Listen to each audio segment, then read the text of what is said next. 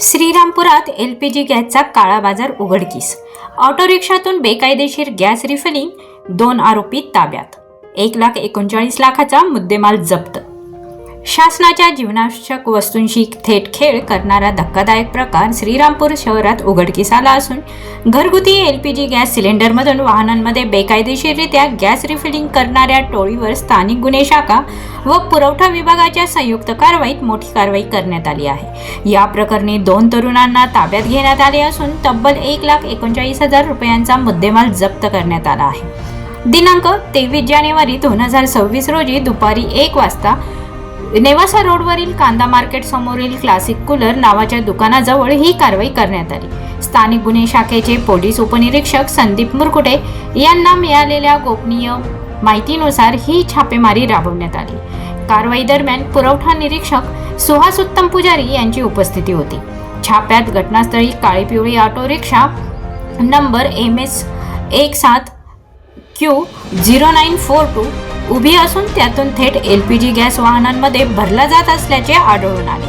तसेच दुकानामध्ये electric motor, pressure piston, nozzle, digital वजन काटा आणि मोठ्या प्रमाणात घरगुती वापरांचे गॅस सिलेंडर साठवलेले आढळले. या कारवाईत भारत गॅस कंपनीचे 11 भरलेले सिलेंडर, HP गॅस कंपनीचे 2 भरलेले सिलेंडर, 1 अर्धवट भरलेला cylinder, 2 electric gas refilling motor, digital वजन काटा आणि संबंधित ऑटो रिक्षा असा एकूण 1,39,000 किमतीचा मुद्देमाल जप्त करण्यात आला.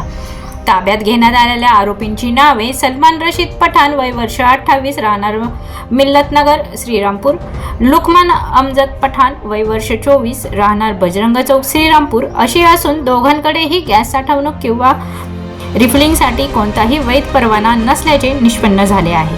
सदर कृत्यामुळे नागरिकांच्या जीवितास गंभीर धोका निर्माण होऊ शकतो.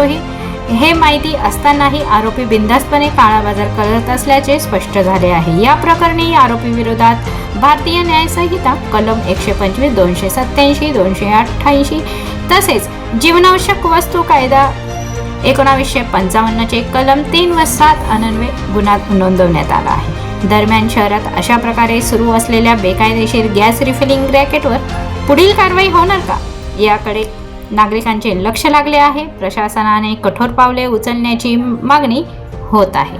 ब्युरो रिपोर्ट, आपली दुनियादारी, श्रीरामपूर.